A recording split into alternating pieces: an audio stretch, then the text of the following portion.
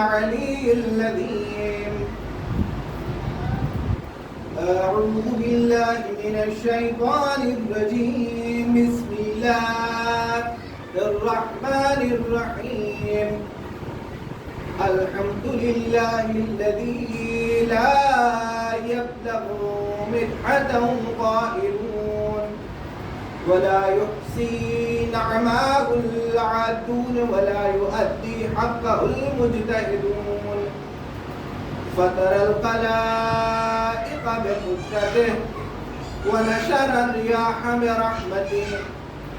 ثم الصلاة والسلام والتحية والإكرام على سيدنا وشفينا وهادينا مولانا ومولى الثقلين جد الحسن والحسين وحبيب قلوبنا وطبيب نفوسنا ومولانا أبي القاسم محمد.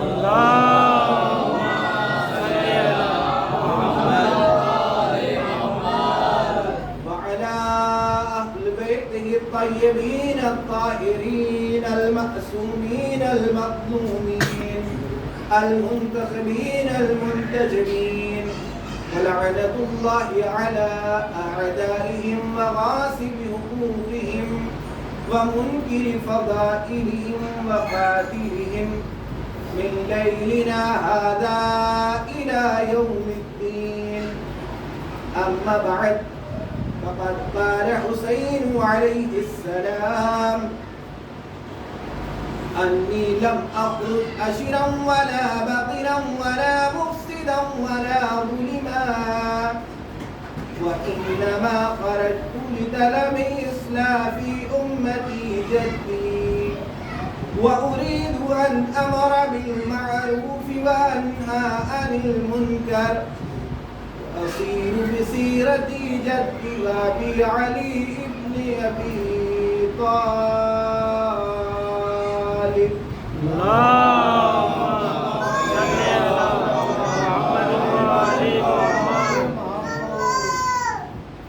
واجب الاحترام حضرات امام مسلم کربلا، السلام علیکم ورحمۃ اللہ وبرکاتہ.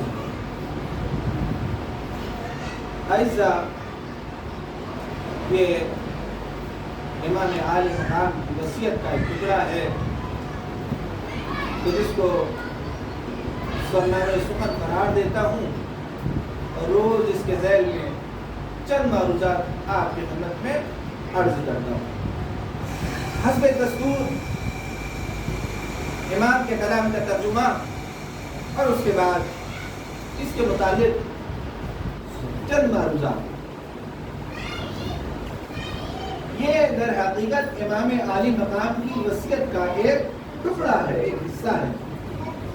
جس وقت امام نے وطن عزیز کو چھوڑا ہے، مدینہ منورہ کو چھوڑا امام نے، تو اس وقت امام نے اپنے وطن چھوڑنے کا اور اپنے خروج کا مقصد بھی بیان کیا، واضح الفاظ میں بیان کیا. تو یہ وصیت ہے جو آپ نے اپنے بھائی محمد حنفی علیہ الرحمہ کو لکھی ہے، ان کو سپرد کی، جس میں امام نے جلی الفاظ میں فرمایا: انی لم اخرج، میرا وطن کو چھوڑنے کا ہرگز کوئی ارادہ نہیں ہے، میں وطن عزیز کو چھوڑنا نہیں چاہتا. کس لیے؟ دکھاوے کے لیے. کس لیے؟ فساد کے لیے. کس لیے؟ روئے زمین میں شر کے لیے. کس لیے؟ ظلم کے لیے. ایسا میرا کوئی مقصد نہیں ہے. اور اس کے بعد امام نے پھر اپنے مقصد کا بھی ذکر کیا. انما، لفظ انما اکثر بیشتر علماء سے سنتے رہتے ہیں کہ جب کسی لفظ پہ لفظ انما آ جاتا ہے تو اس کو معنی حاصل ہوا کرتا ہے اس کے لیے نہیں، صرف اونلی، فقط اور فقط اور فقط. میرے عروج کا مقصد صرف اور صرف اور صرف یہ ہے کہ طلب اصلاح کی امت جدی، کہ نانا کی امت جو بے رحمی کا شکار ہو چکی ہے، جو خواب غفلت میں گرفتار ہے، یہ اسے تجاہل عارفانہ کہہ دیا جائے، اس میں گرفتار ہے، اس کو خواب غفلت سے جگانے کے لیے، اس کو رائے راست پہ لانے کے لیے، صراط مستقیم پہ لانے کے لیے میں نے یہ خروج کیا. کیوں؟ ان امر بالمعروف، اس لیے کہ میں چاہتا ہوں کہ حکم کروں نیکیوں کا، وانہا عن المنکر، اور لوگوں کو روکوں برائیوں سے۔ یہ امام کا مقصد ہے۔ اور یہ کیسے ممکن ہے؟ اس کے لیے کون سی ٹول یوز کرنی پڑے گی؟ کون سے ایسے اوزار ہوں گے کہ جن کے ذریعے معاشرے کو اس شکل میں لایا جائے گا کہ جس شکل میں میں اسے دیکھنا چاہتا ہوں، در حقیقت جس شکل میں اسے اللہ دیکھنا چاہتا ہے؟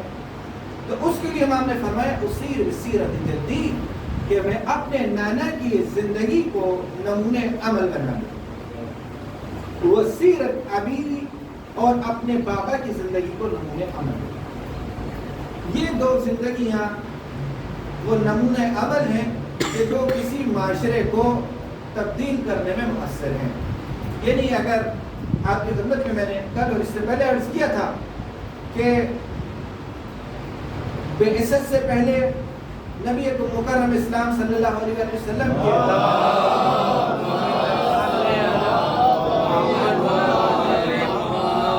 اعلان نبوت سے پہلے عرب میں لوگوں کی زندگی کیسی تھی، اور صرف عربی کو کیوں ہم لے کے چلیں، کم و بیش تمام دنیا میں حالات ایک سے ہی تھے، یکساں تھے۔ انسانیت، بشریت رنج و مشقت میں گرفتار تھی اور کوئی سہارا دینے والا نہیں تھا۔ تو کل میں نے آپ کی خدمت میں وہ ایک جھلک پیش کی تھی سے پہلی مجالس میں، جس میں جناب جعفر طیار نے بتایا تھا نجاشی کے دربار میں کہ ہماری صورتحال پہلے کیا تھی اور اسلام کے بعد ہماری صورتحال آج کیا ہے۔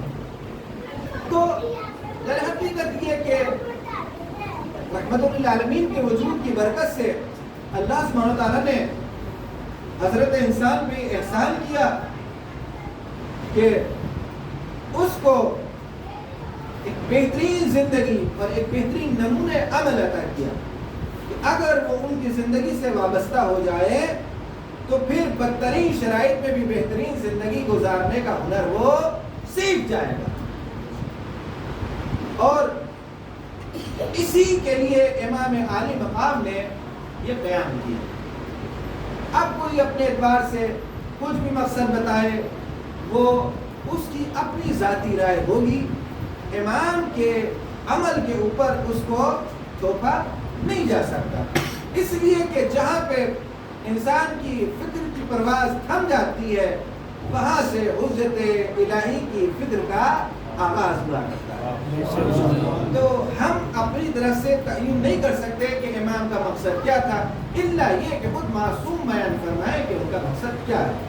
تو ایسا واضح الفاظ میں امام نے بتایا لطلب اصلاح فی امتی جدی، کہ میرے نانا کی امت کی اصلاح ہو جائے۔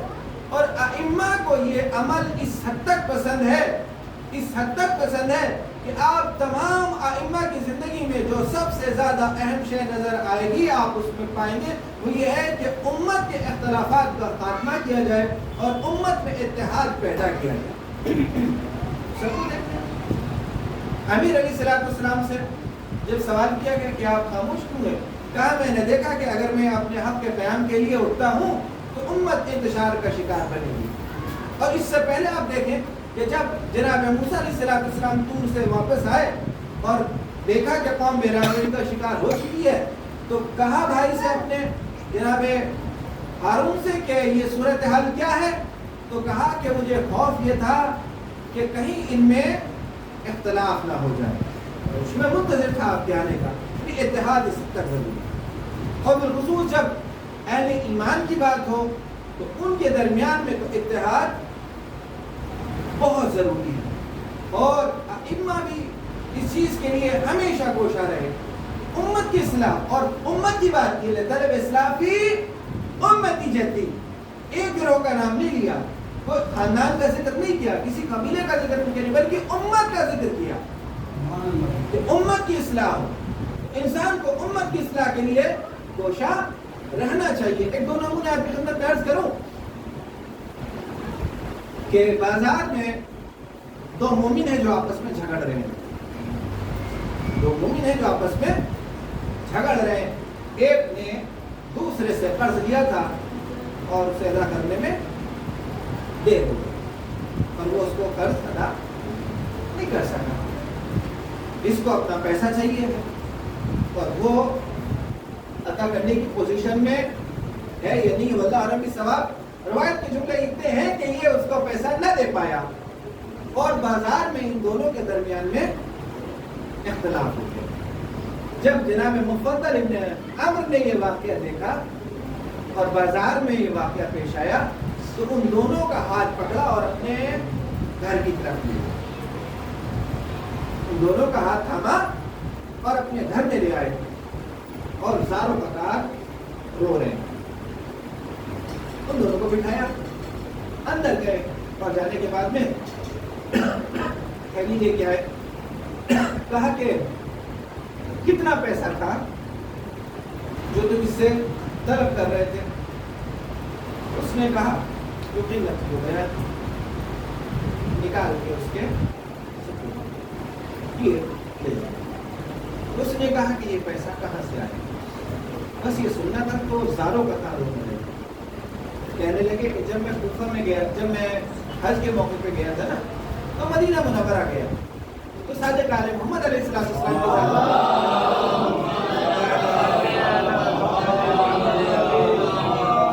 آقا کی زیارت کے لیے گیا اور آقا سے زیارت کی کہ مفضل کے حالات تو اتنے اچھے تو نہیں ہے کہ وہ سامنے والا دیکھے کہ مفضل آئیں گے اور آنے کے بعد میں درہم و دینار کی تھیلی کھول کے میرے سامنے رکھ دیں گے. تو کہنے لگے کہ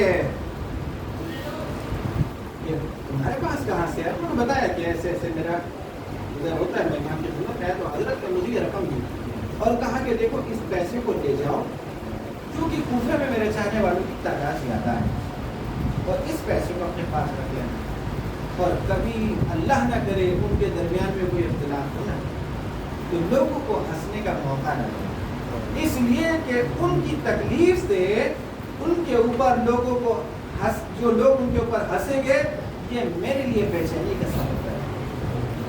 میں نہیں چاہتا کہ ان کو لوگ دیکھ کے ہنسیں, مسکرائیں, ان کی تکلیف کو دیکھ کے لوگ ہنسیں تو یہ جعفر ابن محمد کے لیے تکلیف کا سبب بنے. پر جب اس نے سنا تو وہ ساروں کا تعلق اللہ اور کہا کہ مجھے اس کا اندازہ نہیں تھا کہ ہمارے اختلاف سے آقا کو اتنی تکلیف ہوتی. تو انسان جب یہ عقیدہ رکھتا ہے کہ وہ حاضر بھی ہیں اور ناظر بھی ہیں, موجود بھی ہیں اور دیکھ بھی رہے ہیں, اللہ سبحانہ وتعالیٰ ہم سب کو وہ موقع دے جو گئے ہیں انشاءاللہ وہ پھر جائیں اور جو نہیں گئے انشاءاللہ وہ بھی جائیں. کہ جب حرم میں جاتے ہیں ائمہ کے تو پہلے وہاں کیا کہتے ہیں؟ دروازے پہ کھڑے ہو کے اپنے عقیدے کا ذکر کرتے ہیں. یسمعون کلامی ویرون مقامی. میرا عقیدہ یہ ہے کہ آپ میری بات بھی سنتے اور مجھے دیکھتے بھی ہیں. وہ بات دوسری ہے کہ یہ حجاب ظلمانی میری آنکھوں پہ ہے کہ میں آپ کو نہیں دیکھ پا رہا یا آپ کو نہیں سن پا رہا, مگر آپ مجھ کو دیکھتے بھی ہیں اور آپ مجھ کو سنتے بھی ہیں. تو ہمارا عقیدہ یہ ہے کہ وہ حاضر بھی ہیں اور وہ ناظر بھی ہیں, یعنی سننے والے بھی ہیں اور دیکھنے والے بھی ہیں اور موجود بھی ہیں. تو کوئی ہمارا ایسا عمل نہ ہو کہ جو سبب بنے معاشرے کے ٹوٹنے کا اور بالخصوص مومنین کے درمیان میں اختلاف کا. خود امام حسین علیہ السلام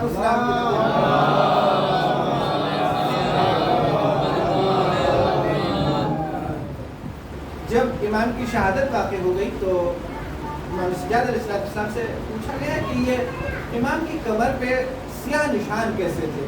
کالے گٹھے پڑے ہوئے تھے امام حسین علیہ السلام کی کمر پہ. پشت مبارک کے گٹھوں کا جب ذکر ہوا تو امام روئے اور کہا کہ یہ اس سبب سے تھے کہ بابا جان رات کو کمر پہ بوریاں لاد کے غربا مساکین کے درمیان کھانا پہنچاتے. اور عالم یہ ہے اللہ اکبر اللہ اکبر یہ ہوتے ہیں اللہ کی راہ میں خیرات کرنے والے کہ جب کوئی سائل دروازے پہ آ جاتا تھا اور امام کو کچھ عطا کرنا ہوتا تھا تو امام دروازے کی آڑ میں ہاتھ باہر کیا کرتے تھے. تو جب پوچھا کہ آپ اس کا سبب کیا ہے تو کہا کہ جو مانگنے والا ہے نا اس کے چہرے پہ ایک قسم کی شرمندگی ہوا کرتی ہے. حسین کو خوف الہی ہوا کرتا ہے کہ اس شرمندگی کو دیکھ کے یہ صرف ہوا کرتی ہے میری امام. تو امام راتوں کو کھانا تقسیم کرنے کے لیے جاتے ہیں. شدید بارش کا وقت ہے, موسم بہت زیادہ خراب ہے, مگر قربان انتظار کیے اپنی ذمہ داری کا خیال کس حد تک ہے. تو امام اپنے کندھے پہ رکھ کے وہ لے کے جا رہے تھے تقسیم کرنے کے لیے. تو ایک سائبان تھا جسے آپ کہتے ہیں پلیٹ فارم, اور اس پہ ایک سایہ تھا, شیڈو تھا, اس کے نیچے لوگ لیٹے ہوئے تھے. تو امام ان کے نا سرانے وہ سب سو رہے تھے, روٹیاں رکھ کے جا رہے تھے. غلام نے دیکھا کہ حضرت گھر سے جا رہے ہیں, تو وہ بھی پیچھے پیچھے ہو گیا. دیکھ رہے ہیں کہ میں دیکھوں کہ امام کیا عمل انجام دیتے ہیں. حضرت گزرتے تھے اور اس طریقے سے رکھ کے چلے گئے. تو جب حضرت لوٹ کے آنے لگے, غلام نے کہا کہ میں آپ کو بھیجا ہوں, کیا یہ آپ کے چاہنے والے تھے؟ تو امام کا جواب ہے کہ اگر چاہنے والے ہوتے تو نمک کا اضافہ کرتے. یہ غیر فکریت نہیں. اگر اپنے ہوتے تو اس میں نمک کا اضافہ کر دیتا, یعنی تنہا روٹی نہ ہوتی, اس کے ساتھ دوسرے لوازمات بھی ہوتے. تو یعنی اپنوں سے محبت, اپنوں پہ شفقت, اپنوں سے رغبت, یہ ہے ائمہ اہل بیت علیہ السلام کا طرز عمل. طلب اصلاح فی امت جدی, سب کچھ قربان کروں گا اپنے نانا کی امت کی اصلاح کے لیے. اگر مجالس سے یہ مقصد پائے تکمیل تک پہنچتا ہے, محافل سے یہ مقصد پائے تکمیل تک پہنچتا ہے, عزا سے, جلوس سے, تو یقین جانیے کہ ہماری عزا اور عزاداری اللہ کی بارگاہ میں قابل قبول ہے. اور چاند رات سے لے کے اور 9 ربیع الاول تک ویسے ہی تھے کہ جیسے کبھی پہلے ہوا کرتے تھے. تو بس ہمیں دیکھنا چاہیے کہ ہم سے کون سا ایسا گناہ ہو گیا کہ اللہ نے ہمارے عمل کو اپنی بارگاہ میں قبول نہیں کیا. بہت قابل غور چیزیں یہ چھوٹی چھوٹی ہیں, مگر ان کے اثرات بہت دور تک جاتے ہیں, بہت دور تک جاتے ہیں. عام زندگی میں چھوٹی چھوٹی باتیں ہوتی ہیں کہ جنہیں ہم نظر انداز کر دیتے ہیں. مومنین کے سلسلے میں اپنے بھائیوں کے, اپنے جانے والوں کے, اعزاء کے, ان کے جو کلمے میں ہمارے ساتھ شریک ہیں, وہ کہ جو ایمان میں ہمارے ساتھ شریک ہیں, اور ہمارے اوپر کوئی اثر نہیں ہوتا. صادق محمد علیہ السلام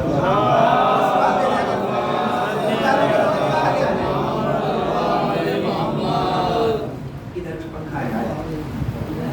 تو ہوتا یہ ہے کہ امام کا ایک چاہنے والا ہے اور بہت ہی قریبی دوستوں میں سے, امام کے قریبی افراد میں سے. نہیں ہے کہ صرف دعا سلام تک ہے, نہیں, امام سے اس کے روابط بہت اچھے ہیں, اور اللہ نے صاحب ثروت بنا رکھا ہے, مالدار ہے, پیسے والا ہے.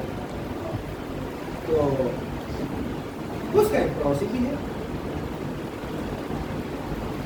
پڑوسی ہے, پڑوسی کے گھر پہ مرغا تھا, وہ بھی ہے نہیں ماننے سے. تو وہ پڑوسی کے یہاں مرغا ہے. اب جب یہ گلی سے گزرا, گھر سے نکلا, تو وہ مرغا دروازے میں دیکھ لیا, پسند آ گیا. اور جب جیب میں پیسے بھی ہوں اور چیز پسند کی بھی ہو تو انسان پوچھ ہی لیتا ہے. تو اس نے کہا کہ بھائی کیا یہ جانور فروخت کرو گے, پرندہ فروخت کرو گے؟ اس نے کہا نہیں, میرے بچوں کا کھلونا ہے, بچوں نے پال رکھا ہے. کہا کہ دیکھو اتنی قیمت لگا رہا ہوں اس کی, بیچ دو. اس نے کہا کہ نہیں جناب, بچوں کا کھلونا ہے, اسے کیسے بیچ سکتا ہوں, بچوں کے لیے ہے. بات آئی گئی ہو گئی. حالات کچھ اس طریقے سے بدلے کہ اس کے حالات زیادہ تنگ ہو گئے اور گھر میں کاکو کی نہ ہو گئی. تو جب کچھ نہ سمجھ آیا, اس مرغے کو اٹھایا اور اس کے گھر پہ آ گیا اور کہا کہ حضرت وہ جانور جو مرغا جو تم اس دن خریدنا چاہتے تھے, میں اسے بیچنا چاہتا ہوں. ابھی سے پتا ہے کہ اس کے حالات اچھے نہیں ہیں. تو اس نے بھی وہ پھیر لیا, کہا کہ نا اب اس کی کوئی ضرورت نہیں. ہوتا ہے انسان انتظار کیا کرتا, ہاں ہاں دیکھتے ہیں, رکھے رہو, ابھی دن بدلیں گے نا, اور ضرورت ہوگی تو اس وقت میں خود بیچنے کے لیے آئے گا. اور پھر انسان اپنی طرف سے قیمت لگایا کرتا. ہمارے دوستوں میں سے تھے مولانا تو انہیں سیب خریدی تھی تو کہنے لگے کہ قیمت لگا. اس نے کہا نہیں اتنے کی دوں گا. جب انہیں پتہ چلا کہ حالات خراب ہے وہ بیچنے کے لیے آئے بولے نہیں اب تو مجھے ضرورت نہیں ہے. بولے اچھا جتنے دے رہے تھے اتنے کا.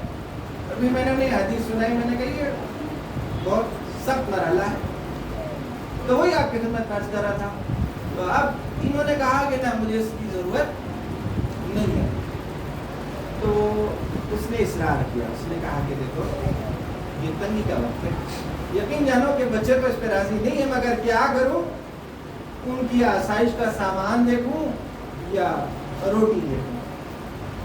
تو انہوں نے کہا اچھا کہ کتنے کا بیچو گے. کہ وہ جتنے آپ نے قیمت لگائی تھی کہ اتنے کا تو یہ نہیں رہا. اب تو اس کی قیمت گر گئی. اب وہ مجبور تھا. اس نے کہا ٹھیک ہے جو کچھ ہے. اس کے بعد میں یہ آئے حضرت کی خدمت اور آنے کے بعد جب سلام کیا تو آقا نے چہرہ کیا دیا. نام کا چہرہ دینے کا مطلب کیا ہے کہ اللہ کی طرف سے انسان کو جہنم کا سرٹیفکیٹ مل گیا. حجت الہی جس سے ناراض ہو اس کا بھی ٹھکانہ کیا ہوگا. اب یہ دوسری روم گیا اور پھر حضرت کو سلام کیا. حضرت کو پھر چہرہ پھیر دیا. اس نے کہا کہ تیری ولادت پہ خرابی ہو کہ حجت خدا تجھ سے ناراض ہو گئی. اس نے کہا کہ میرے ماں باپ آپ پہ فدا ہوں. آقا مجھ سے کیا خطا ہو گئی. حضرت نے پوچھا کہ ظلم کر کے یہ پوچھتا ہے کہ تجھ سے خطا کیا ہو گئی. کہنے لگا کیا ہوا. کہا کہ تو بھی کیا کر کے آیا ہے. اس نے اپنا سب کچھ دیکھا جو اس نے انجام دیا تھا. اس نے کہا آقا میں تو نہیں سمجھ پایا کہ مجھ سے کوئی ایسا عمل انجام پایا ہو کہ جس کی وجہ سے اتنا بڑا عطاب مجھ پہ ہے. تو آقا نے کہا کہ کیا یہ تم نے. تو اس نے کہا وہ تو میں نے پیسوں میں خریدا ہے. کہا کہ اس دن بھی اس نے یہ قیمت رکھی تھی جو آج رکھی. تو کہا کہ نہیں. تو کہا لوگوں کی مجبوری خریدتا ہے. لوگوں کی مجبوری خریدتا ہے کہ مجبوری کی قیمت اتنی ہوا کرتی ہے جتنی تم نے ادا کی. کہا بس میں سمجھ گیا. اور گھر پہ آنے کے بعد وہ مردہ بھی لیا اور اس میں پیسوں کا اضافہ کیا اور لانے کے بعد پڑوسی سے کہا کہ بس جہنم سے نجات اسی میں ہے کہ میں چیز بھی تجھے واپس کر دوں اور تیرا پیسہ بھی دے دوں. اور دیکھ اگر دل میں تیرے کوئی بات رہی ہو تو مجھے معاف کر. اس نے کہا کہ مسئلہ کیا ہے. کہ مسئلہ یہ ہے کہ صادق عالم محمد کو یہ بات پسند نہیں ہے کہ کسی چاہنے والے کے اوپر کوئی چاہنے والا ظلم کرے. تو انسان اندازہ لگائے لطلب اصلاح فی امتی جدی. نکلا ہوں اپنے نانا کی امت کی اصلاح کے لیے. یہ کوئی آسان بات ہے کہ علی اکبر کو لے کے جائیں. غیر ہے کوئی اپنا نہیں. حسن بصری جب واقع کربلا کو یاد کرتا تو اتنا رویا کرتا تھا کہ یہ کنپٹیاں پھڑکنے لگتی تھی اور کہتا تھا کہ رحم فاطمہ یعنی فاطمہ بنت اسد سلام اللہ علیہا کے رحم سے پیدا ہونے والے وہ 17 ایسے جگالے تھے کہ روئے زمین پہ جن کی مثال ایک نہیں. اور وہ سامنے خاک و خون میں لوٹ رہے ہیں. اس کے لیے امت کی اصلاح کے لیے. یہ عذاب بہترین طریقہ ہے امت کی اصلاح کا. اچھا یہ تو خریدنے فروخت کی بات تھی. اور اگر بات اس سے آگے آ جائے کبھی تو پھر صادق علیہ محمد علیہ السلام کی زندگی میں ہمیں سے واقعات نظر آتے ہیں کہ جہاں پہ امام ہرگز گوارا نہیں کرتے کہ مومن دوسرے مومن کے اوپر ذرہ برابر بھی ذرا ہم سے پیش نہ ہو. قرض لے لیا چاہنے والے نے دوسرے سے چل رہی ہے. اب یہ حالات اس کے ایسے ہوئے کہ روز بروز حالات بد سے بدتر ہونے لگے. عزت دار انسان غیرت مند انسان ہے. جب اس نے دیکھا کہ اب تو کچھ بھی نہیں رہا اور حالات بھی ایسے ہیں کہ ٹھیک ہونے والے نہیں ہیں اور وہ تاریخ بھی قریب آ گئی کہ جس میں قرض ادا کرنا ہے. تو اس بندے خدا نے اپنے گھر کو فروخت کر دیا. گھر کو بیچ دیا. انسان انتظار میں رہا کرتا. ہاں شادی کا موقع ہے اب بیچے گا. علاج کا موقع ہے اب بیچے گا. اس سے پہلے کہ جا کے اس سے کہے کہ میرے پاس خمس کی کچھ رقم موجود ہے, میرے پاس تمہارے لیے کچھ پیسہ موجود ہے, اور یہ پوچھے گا کہ فلاں چیز تو ہے اسے کیوں نہیں بیچ دیتے. وہ سرمایہ تو تمہارے پاس ہے، اس کا استعمال کیوں نہیں کر لیتے؟ یہ گدھ جیسی نظریں انسان کی لگی رہا کرتی، اور وہ پیسہ دے کے سوچتا کہ نہیں ہم نے تو خرید لیا، وہ نہیں سمجھتا کہ اس نے جہنم کی آگ کو خریدا۔ معاشرے کے اندر بور تو نہیں ہو رہے آپ تو؟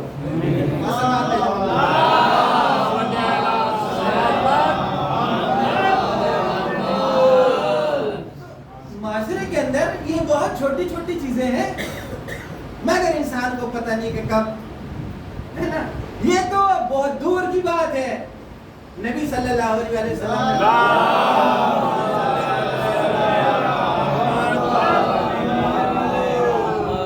دو لوگ آتے ہیں میرے پاس فیصلے کے لیے، ہے نا، اور وہ فیصلہ چاہتے ہیں۔ میں معذرت چاہوں گا اگر اجازت ہو، اور میں بار بار کہنا اچھا نہیں لگتا آپ لوگوں کو زحمت ہو، اگر ہو سکے تھوڑا سا آگے چلیں، کچھ افراد ہیں کہ جنہیں جگہ مل جائے گی، اگر ممکن ہو تو، کوئی زور زبردستی نہیں ہے، اگر ممکن ہو تو۔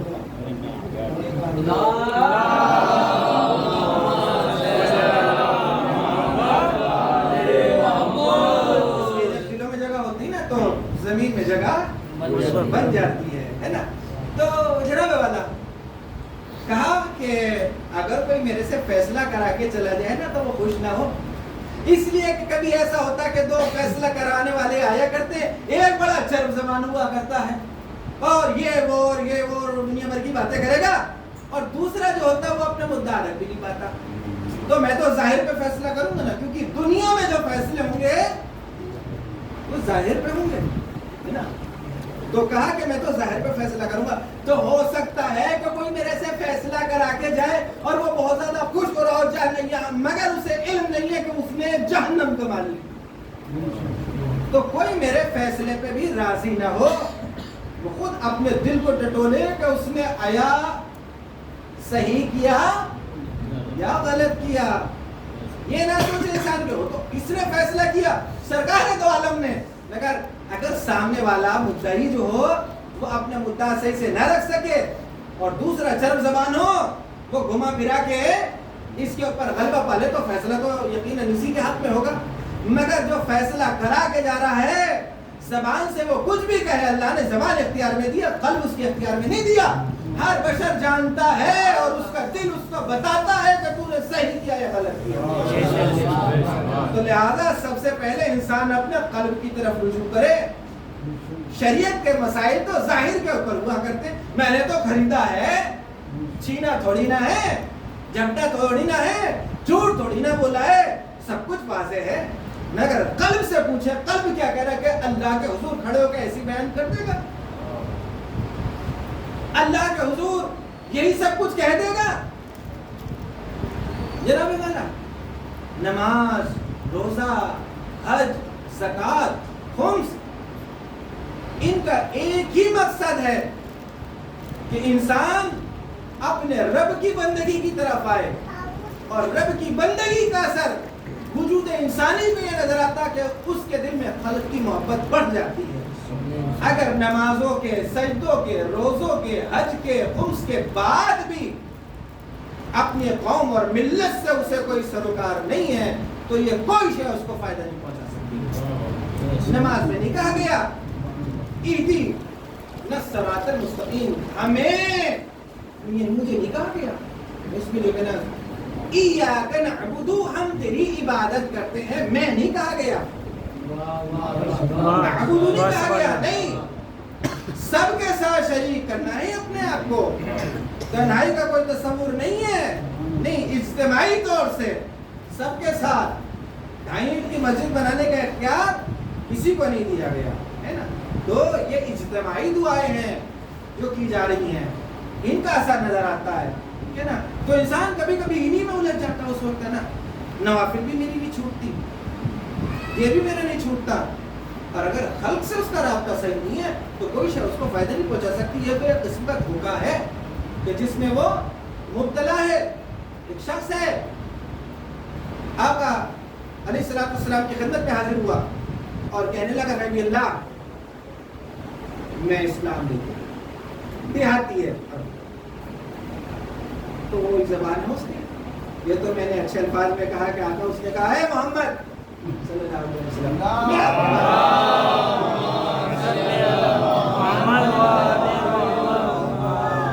میں آپ ایمان لے کے آیا.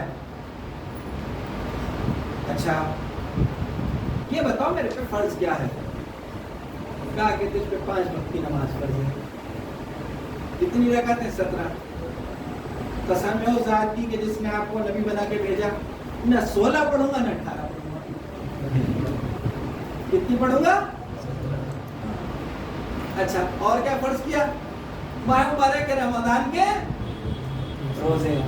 بس ہاں بس. قسم ہے اس ذات کی کہ جس نے آپ کو مضبوط کیا، رمضان کا چھوڑنے کا نہیں اور رمضان کے بعد رکھنے کا نہیں. بات آگے بڑھی. وہ سرور کائنات تھے. مجھ جیسا کوئی ملا مفتی ہوتا نا تو کہتا ہے یہ راستہ اور دوبارہ شک نہیں دکھانا، کیونکہ ہمارے پاس وہ ظرفیت نہیں ہے نا. انک لعلی اتنی اخلاق ہی تو تھا آپ کا کہ جو آج تمام عالم میں آذانوں میں کہا جا رہا ہے اشہد ان لا الہ الا اللہ. یہ کردار کی بلندی تھی. اس کے بعد میں اس نے کہا کہ اچھا یہ بتائیں زکوٰۃ، نصاب زکوٰۃ بتا دیا. کہا بس یہی واجب ہے نا کہ اس میں سے 1 سکہ کم نہیں کروں گا اور اس سے زیادہ ہے تم میں نہیں. اچھا اور کیا ہے؟ کہا ہے حج، کہ وہ کتنی بار ہے؟ کہ وہ زندگی میں 1 بار ہے. کہ بس ہاں اس کی قسم جس نے آپ کو مبعوث کیا، یہ والا چھوڑنے کا نہیں اور اس کے سوا کبھی مکے کی طرف. ہاں جو 7 والے تھے ان کی تیوریوں کو بنتے. ٹھیک ہے، ہر کسی کو نا پہلے دن سے یہ سوچنے لگے کہ وہ علامہ بن کے آ رہا نہیں، وہ اپنے دیہاتی لہجے میں بات کر رہا ہے. اللہ کے نبی سے اسی انداز میں بہت پیار سے اور آرام سے اس کو سمجھایا جا رہا ہے. تو وہ چلا گیا تو لوگوں نے کہا بہت ہی بیکار آدمی تھا. تو آپ نے فرمایا کہ سنو اللہ کی قسم، جو یہ وعدہ مجھ سے کر کے گیا ہے اگر اس پہ باقی رہنا تو اس کی جنت کا ضامن میں ہوں.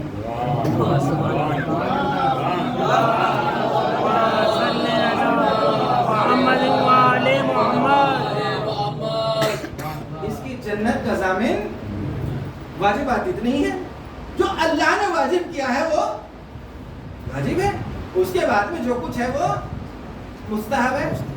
تو مستحب پہ تو اللہ نے کسی کی گردن نہیں پکڑی. جو کرے گا وہ پائے گا، ہے نا. بریانی سے پیٹ بھر جائے گا اور چٹنی ہو اور اس کے ساتھ رائت ہو سلاد ہو، ہے نا، تو پھر نور اللہ نور. بس یہ جو چیزیں ہیں نا مستحبات نوافل جو ہیں ان میں سے ہیں. مگر ایک مسئلہ یہ ہے کہ ہم یہ سوچ لیا کہ صرف مستحب یہی ہے اور ہم اس سے آگے نہیں بڑھتے. تو واجب تو اتنا ہی ہے کہ اگر انسان کر لے تو نجات پالے گا، ہے نا، اور اس کے لیے نجات کا راستہ ہے. مگر جو کچھ آپ کی خدمت میں عرض کیا یہ وہ سب چیزیں ہیں کہ اگر ان میں سے کسی کو سلوک سمجھ کے چھوڑ دے گا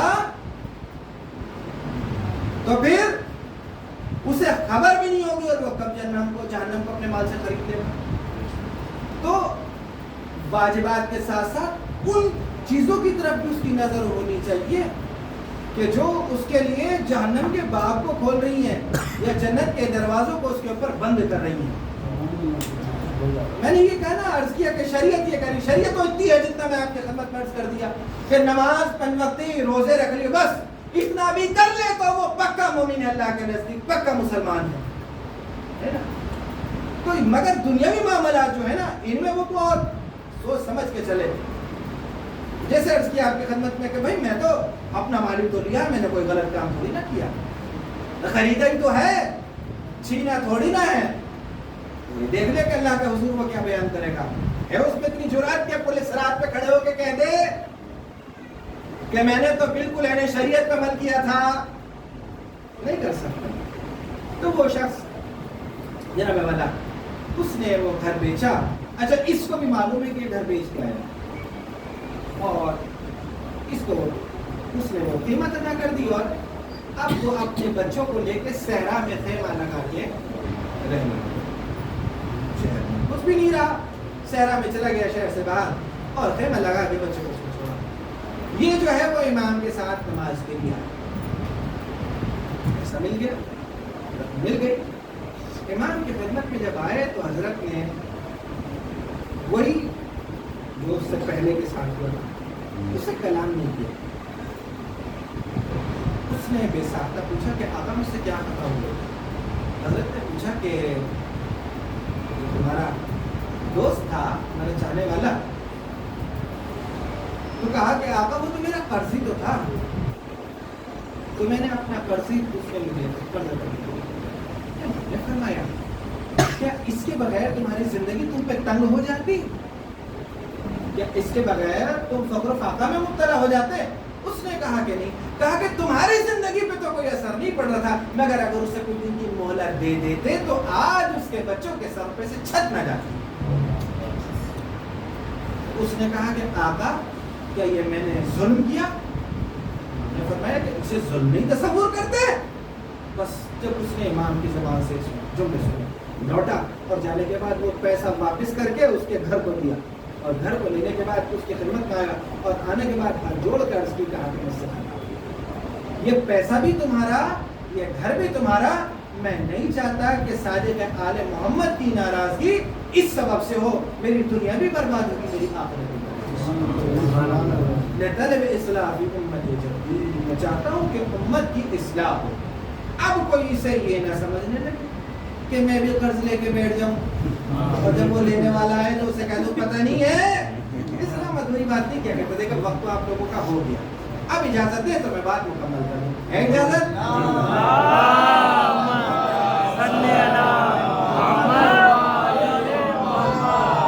ایک طرفہ بات اسلام میں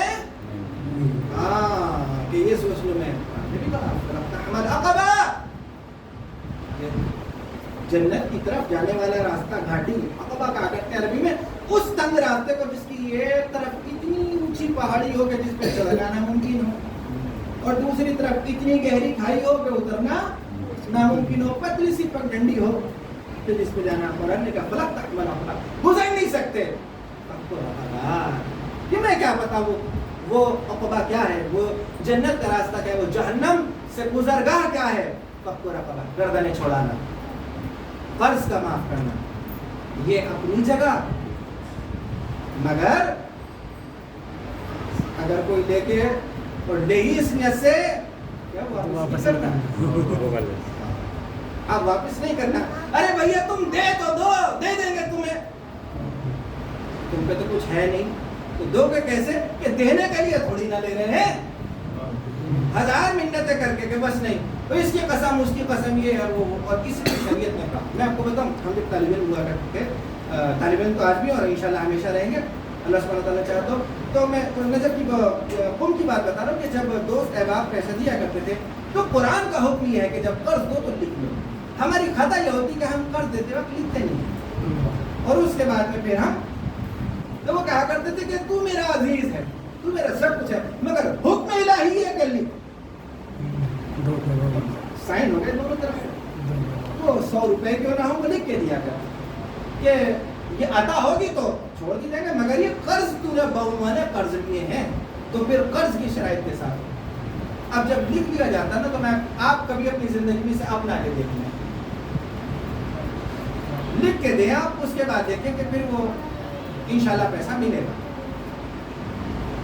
تو یہ سوچ لینا کہ نہیں اب مولانا نے تو 2-4 حدیثیں سنا دی تھی کہ مقروض کی تو بڑی فضیلت ہے، اگر اس سے زبردستی لے لیا تو معاملہ خراب ہو جائے گا، امام ناراض ہو جائیں گے، تو یہ خوش فہمی میں نہ رہے۔ وہ جب ہے کہ جب انسان اس مصیبت میں مبتلا ہو جائے، جسے قرآن نے کہا فک رقبہ، گردنوں کو چھڑانا۔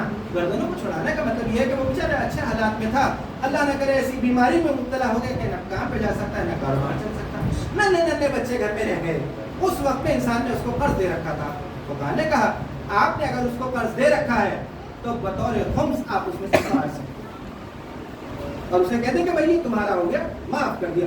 شریعت نے اس کا اصول بتایا کہ نہ آپ کو نقصان ہو نہ اس کو نقصان ہو، طریقے ہیں۔ اس عزت کے ساتھ اس کی بھی عزت باقی رہے اور آپ کو بھی نقصان نہ ہو. انسان علماء سے رجوع تو کرے, پہلے علم کے پاس ہو جائے وہ راستے بتائیں گے. اپنے چھوٹے چھوٹے معاملوں میں ہم وکیلوں کی طرف رجوع نہیں کیا کرتے, دین کی وکالت بھی ان کے پاس ہے, انسان جائے ان سے اپنے مشورے معاملات رکھے, یہ سیدھا رائے حل اس کو بتائیں گے. مگر یہ کہ کوئی اگر لے لے اور اس کا مقصد یہ ہو کہ نہیں ہمیں تو دینا ہی نہیں ہے, ایک منزل دوسری تیسری چوتھی ہو وہ دروازے کے چکر کاٹ رہا, کیا کروں کاروبار نہیں چل رہے بھیا, گھر تو تمہارا آسمان کو چھو رہا ہے اور اس کے خرچوں میں تمہارے کمی نہیں آ رہی اور پرس. اچھا اس طریقے کی بات ہے.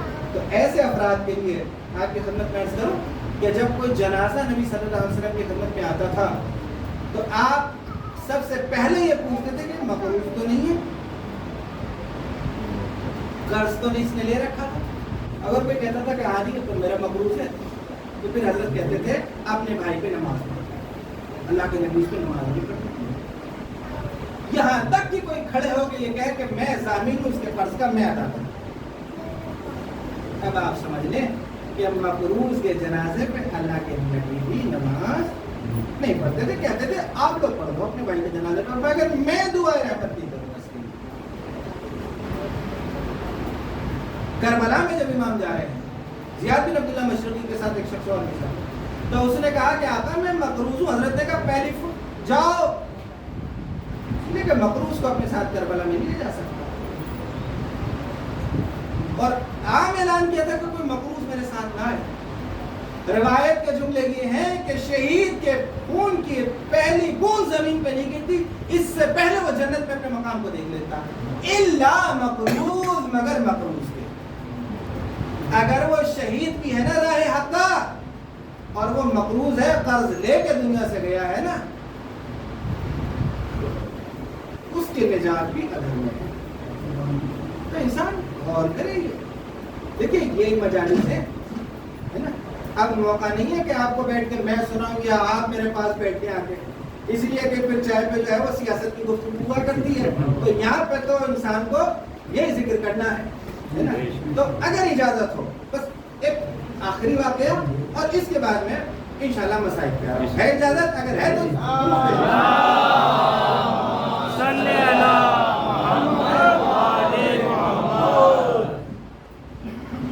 آیت اللہ عظمہ شہید محراب دستگیر علیہ الرحمہ نے اس واقعے کو لکھا.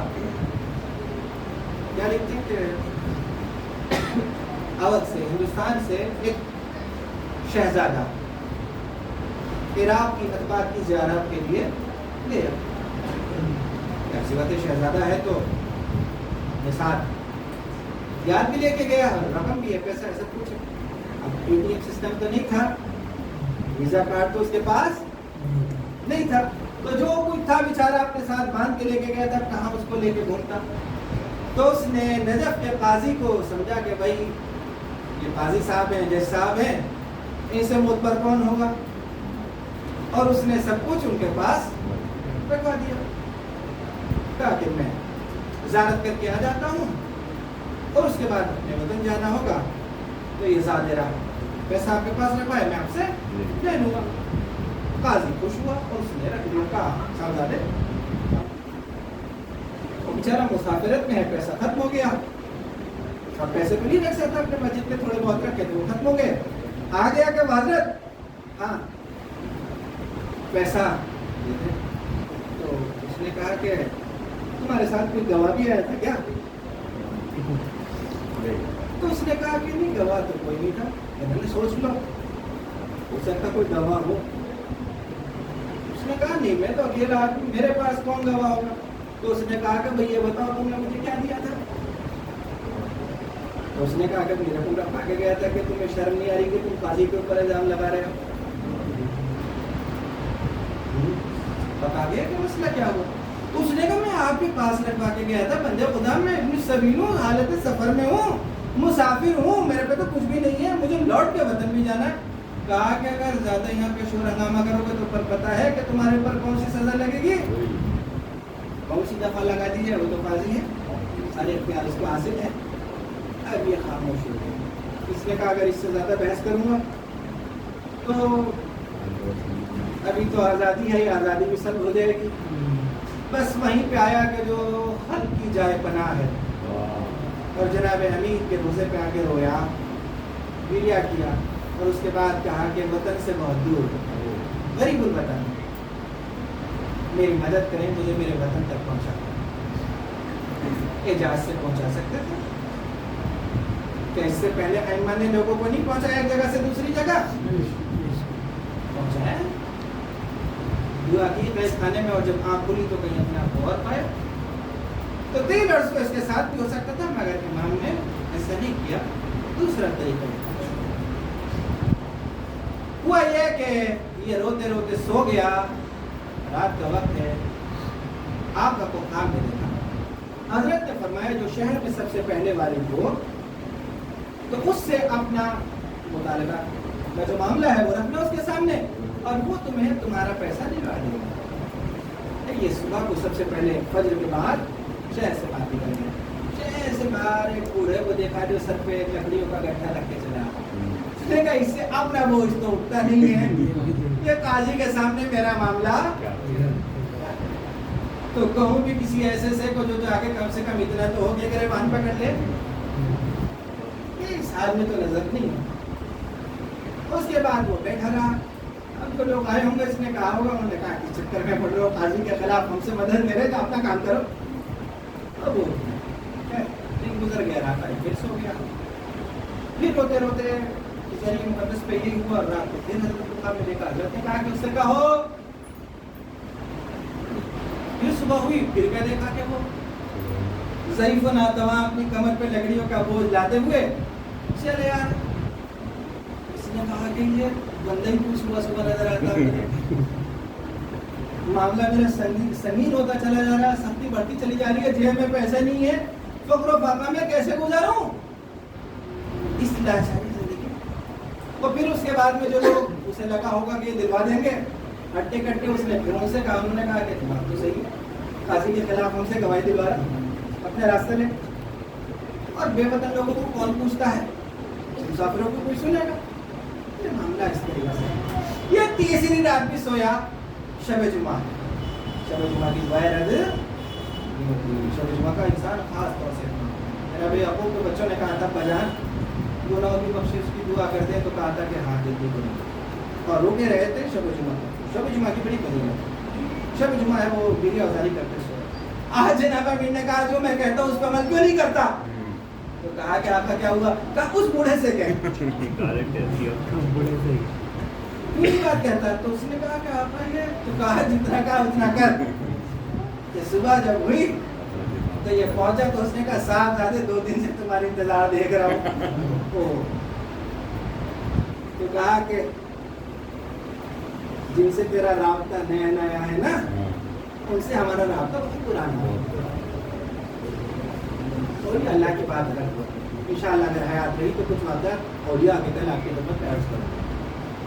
تو وہ کہتے ہیں کہ اب بس حضرت، تو کہا بس مجھے پتا ہے میرا معاملہ کیا ہے، تو پریشان نہ ہو، ایسا ہے نماز جمعہ میں آنا اور تیرا مال تجھے مل جائے گا۔ یہ کہتے ہیں کہ یہ انتظار کر رہے ہیں، جمعہ کا وقت ہوا، چلا اللہ جسے ناظر و ناتواں سمجھ رہا تھا، وہ اپنے دور کا سب سے بڑا فقیہ تھا جو حرم میں نماز پڑھانے کے لیے آیا۔ آپ جو یہ دیکھا تو حیرت میں، اچھا وہ جب منبر پہ گئے ہیں اور لوگ جمع ہوئے تو وہ قاضی صاحب بھی جو ہے وہ آئے، تو اس سے کہا تھا انہوں نے کہ پہلی صف میں بیٹھنا، یہ جا کے امام کے قریب میں بیٹھ گیا۔ اب قاضی کو کہاں اتنا خیال ہے، قاضی بھی جو ہے اس کے پہلو میں آ کے بیٹھ گیا، اسی کے شہزادے کے۔ اب قاضی کو بڑے لوگوں کے ذہن میں کہاں ہوا کرتا وہ تو بھول جاتے ہیں، اور جو فراڈ کرنے والے ہوا کرتے ہیں وہ اتنے سب کچھ کیے ہوتے ہیں کہ انہیں یاد بھی نہیں ہوتا کہ انہوں نے کس کے ساتھ، ہاں تو دماغین کھائیں تو کچھ، مگر یہاں جب انسان گناہوں کی طرف آتا ہے نا تو دماغین اور چمن پراش بھی اس کی عقل کو درست نہیں کر سکتے، گناہ جو ہے وہ عقل کو ضائع کر دیتے ہیں انسان کی۔ تو یہ بھول گیا کہ یہ وہی ہے کہ جس کا مال میں نے مارا ہے۔ اس کے بعد میں وہ گویا ہوئے اور انہوں نے کہا سنو آج تمہیں میں خطبہ سناؤں گا نئے انداز میں۔ ایھا الناس اللہ نے حکم دیا ہے کہ امانات کو اہل امانت کی طرف پلٹا دو، اور خیانت کرنے والوں کو اللہ پسند نہیں کرتا۔ سنو، ایک واقعہ میں تمہیں بیان کرتا ہوں۔ یہی تمہارا شہر نجف، اور اس میں اللہ کا ایک بندہ جسے اللہ نے گناہوں سے اور بدورتوں سے، برائیوں سے پاک رکھا، جس نے بچپن اور جوانی ضعیفی کو اللہ کی اطاعت میں گزار دیا، اس کی جوتی ٹوٹ گئی، اور وہ جوتی کو سلوانے کے لیے کفر ساز کے پاس جو جوتیاں سیتے، جسے ہم عام زبان میں موچی کہا کرتے ہیں، تو وہ ایک یہودی موچی ہوتا تھا۔ اس نے کہا کہ بھائی یہ جوتی کو مرمت کر دو، مرمت کر دی۔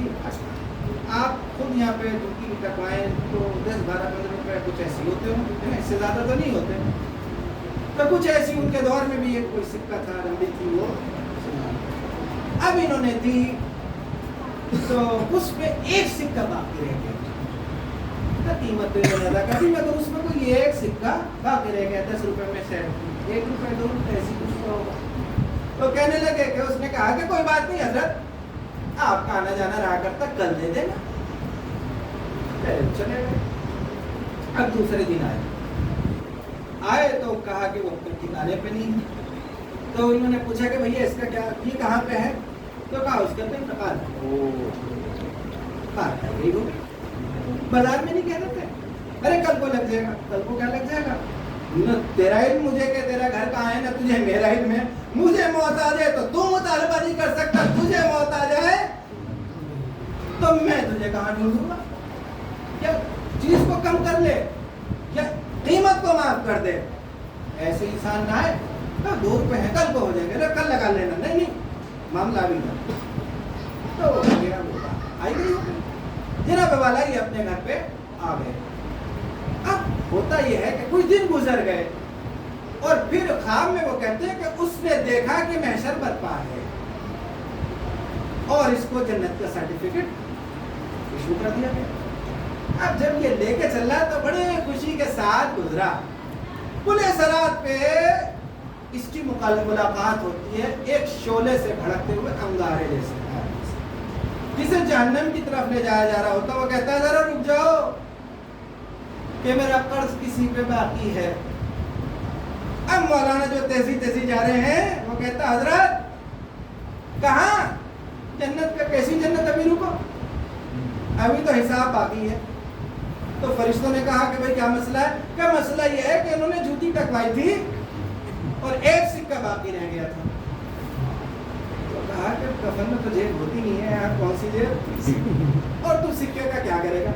اس نے کہا سکہ تو مجھے چاہیے، سکوں کو چھوڑنے والا نہیں ہے نا، یہ قرض لے کے انسان، یہ تو قرض بھی نہیں ہے، یہ تو ایک سکہ۔ تو کہا کہ چکر لگا رہا وہ بیچارہ جس نے پیسے دے دیے کہ خطا ہو گئی تھی، ارے بھیا ہمارے اپنے خرچے پورے نہیں ہو رہے، تیرا تجھے کیسے ادا کر دے؟ کرنا پڑے گا، دینا پڑے گا، جب لیا ہے تو ادا کرو۔ اب اس نے کہا کہ پیسہ تو دے کے جانا پڑے، اب یہاں کہاں سے پیسہ دوں؟ ملائکہ نے کہا کہ حضرت راستہ تو جب تک خالی ہو نہیں سکتا، یہ تو بیریگیٹر ہے، اس کو نہیں پار کر سکتے۔ تو کہا اچھا بھائی یہ بتا کہ کیا ہوگا؟ کہ بس کچھ ہونے کا نہیں، ایک بار مجھے گلے لگا لو۔ کتنا بڑا مسئلہ، اس نے کہا ایک سکے کے لیے تو اتنی بڑی سزا؟ اس نے کہا یہیں بیٹھا ہوں، جانے نہیں دینے کا۔ خیر مصلحت ہونے لگی، مصالحت، کچھ ادھر سے انہوں نے زور لگایا، کچھ ملائکہ نے، اور آخر میں یہ ہوا کہ اچھا مسافہ ہو جائے، یہ ہو جائے، وہ ہو جائے۔ انہوں نے کہا بھائی میرے اندر تاب نہیں ہے۔ تو آخر میں بات یہ طے ہوئی کہ وہ ایک جو ہے بس انگلی رکھے، یہ ناخن جو ہے نا، ناخن لگانا ہے۔ انہوں نے کہا کہ معاف کر دیں، کہا کہ بھائی اب اس سے آگے بولے نا تو پھر اسی پہ طے ہوگا۔ یہ بھی سمجھے کہ بس اب نجات اسی میں، اس سے آگے تو یہ بس۔ انہوں نے کہا ٹھیک ہے، بیچاروں نے کہا پشت کی اور کمر پہ کہا کہ بھائی لگا، جیسی لگائی انگلی کی وہ ایک ناخون کا جو وہ حصہ تھا ویسی چیخ کے وہ بندہ اٹھ گیا، اور اب جو اہل خانہ جمع ہوئی تو کہنے کا کہ کمر کے اوپر ایک گھاؤ تھا، جو شدید قسم کا جو تھا نا خونت جس کے اندر نظر آ رہی تھی، اور کہا کہ صبح کو اٹھ کے وہ چیخ پکار کرتے ہوئے سب سے پہلے بازار میں پہنچے اور کہا کہ یہ بتاؤ اس کا گھر کہاں ہے. اور جانے کے بعد میں ہاں اب یہ بات ہو رہی تھی تو انہوں نے کہا کہ بھیا دیکھ تو مر گیا تھا، میں تو دکان پہ تھا، میری خطا کیا؟ اس نے کہا خطا تو تمہاری یہ ہے کہ تمہاری شریعت نے کہا اگر وہ مر جائے تو ورثہ کو دو.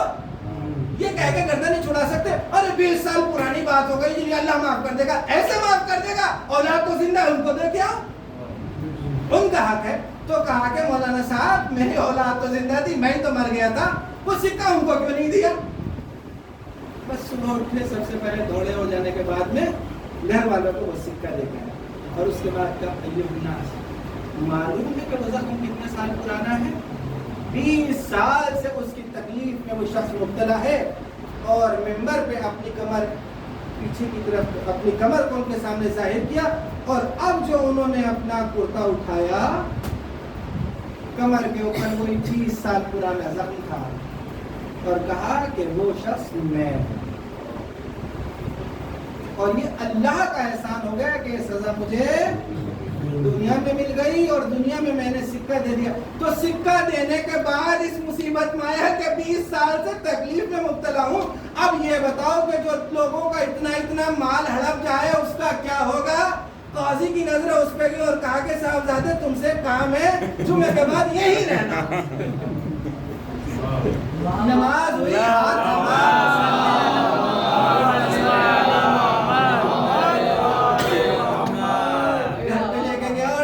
بعد میں اس کے سپرد ہو کر کے کہا کہ اگلا پچھلا کچھ اور باقی ہو تو بتا دو، رنجیدگی کے ساتھ مت جانا. تو اس نے اپنے مال کو گنا اور اس کے بعد میں نے کہا بس راضی ہو کیا؟ راضی ہو. کہ بس اب اللہ کو گواہ کر کے کہو کہ مجھ سے راضی ہو. کیا راضی ہوں؟ وہ پھر اپنی منزل کو دیا. تو ایسا وہ ایک دوسرا پہلو تھا، وہ ان کے لیے تھا کہ جو ادا کرنے کی قوت و طاقت نہیں رکھتے ان کا معاملہ آسان تھا، مگر جو رکھتے ہیں ان کے لیے نہیں ہے کہ وہ مال کو کھا جانے کے امام نے تو ناراض ہو گئے تھے کہ زبردستی. اللہ اکبر. لیکن میں اصلاح فی امتی جدی، میں چاہتا ہوں کہ اپنے نانا کی امت کی اصلاح اور اصلاح امت کی خاطر امام نے ہمارے گھر کو اللہ کی راہ اللہ سفر کی 2 تاریخ کیا مصیبتوں کا سامنا ہے اہل بیت اطہار کو کہ آج بابو صاحب اہل بیت کو تماشے کے لیے روکا گیا. اللہ اکبر اللہ اکبر. اور بہن دیکھتی ہے کہ بھائی کے سر کو نیزے سے اٹھایا جا رہا ہے، نظروں کے سامنے بھائی کے سر کو اٹھایا گیا اور جگہ جگہ اس کے اوپر خنجر سے ضربیں لگائی جا رہی ہیں اور ان میں نمک بھرا جاتا ہے کہ جب یزید کے پاس یہ چہرہ جائے تو اس حالت میں نہ رہے کہ جس حالت میں ہے. اللہ اکبر. سر حسین پہ کیا نہیں گزرا؟ بہن نے کیا نہیں دیکھا کہ جب کوفے میں یسر ابن زیاد کے پاس گیا تو ابو حنیفہ دہلوی لکھتا ہے کہ حسین اتنے پیاسے تھے اور خنجر اتنا کند تھا کہ جب گردن کٹتی تھی تو چمڑے کی طریقے سے کٹتی تھی.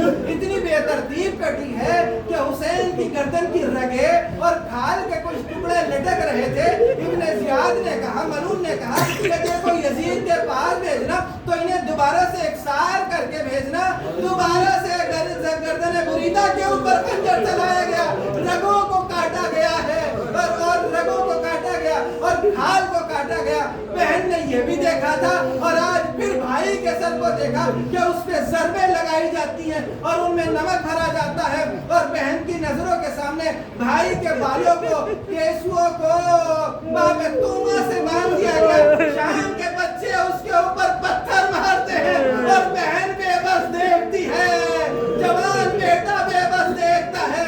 اللہ اکبر. ثاقب دوش نبی آج آپ کے سرے اتھر کو باب توبہ پہ باندھا جاتا ہے جہاں کبھی جناب زکریا کے سر کو باندھا گیا تھا. اللہ اکبر اللہ اکبر. آواز آتی ہے کاروان کو آگے بڑھایا جائے، دربار سج چکا ہے، ایان آ چکے ہیں. پھر بھی آپ نے آپ کو ایک دوسرے کے پیچھے چھپاتی ہیں. خاک بھرا لباس ہے, بال کھلے ہوئے ہیں, ہاتھ پسے پشت بندے ہیں. اس عالم میں انہیں لایا گیا کہ جیسے دیلم کے غلام ہو. اللہ اکبر. جب یہ آئے ہیں اور یہ خبر یزید کی بیوی ہند کے کانوں میں پہنچی ہے کہ مدینہ سے کچھ قیدی آئے ہیں جن کے سردار کو کربلا میں قتل کر دیا گیا. اللہ اکبر. مدینہ کا نام سنا, جستجو ہونے لگی, یہ ہیں کون؟ پتہ چلا حال محمد ہے. اللہ اکبر. برداشت نہ ہوا, بے مکنا و چادر دربار میں آ گئی. یزید نحس بلون اٹھتا ہے, اپنی رضا کو بیوی کے سر پہ ڈال دیا. درباریوں سے کہا نظروں کو نیچے کر لو. اس نے یہ دیکھا, اے ملعون تیرے سر پہ خاک ہو, آل محمد بے رضا ہو اور تیرے حرم میں پردہ ہو. سر سے رضا کو پھینک دیا. زینب کبریٰ ابھی تک برداشت کرتی چلی آئی ہے. مدینہ کی طرف رک کر کے کہا, اے تربت مدینہ میں آرام فرمانے والے نانا, اے خاک نشین نانا, ارے اپنی زینب کو دیکھیں, یہ پردہ ہمارے گھر سے نکلا تھا. آج وہ آفات کو لگا کی حرم کے سروں پہ چادریں ہیں اور آپ کی عطرت درباروں میں بے مکنا و رضا لائی جاتی ہے. وَسْيَعْلَمَ الَّذِينَ عَلَىٰ لَعْنَةُ اللَّهِ عَلَىٰ قَوْمِ الظَّالِمِينَ. پروردگارہ ہمارے سینہ محمد سے عبادت کو اپنی بارگاہ میں قبول فرما. حجت آخر کے ظہور میں تعجیل فرما. ہم سبھی کو آپ کے انصار و اقربا میں شمار ہونے کی توفیق عطا فرما. عمومی مومنات جو اس دنیا سے جا چکے سب کی مغفرت فرما, اور جو حیات ہیں ہم سب کو نیکی پر چلنے کی برائیوں سے بچنے کی توفیق عطا فرما. پروردگار ہمیں ایسا بننے کی توفیق عطا فرما جیسا تو دیکھنا چاہتا ہے, اس حال میں ہمیں رکھ جس حال میں تو دیکھنا چاہتا ہے. دنیا سے جب تک نہ اٹھا جب تک تو ہم سے راضی خوشنود نہ ہو. اس عالم میں دنیا سے اٹھا کے ہم تمام فرائض کو انجام دیے ہوں, تو ہم سے راضی ہو, ہم تجھ سے راضی ہو. ربنا تقبل منا انک انت السمیع العلیم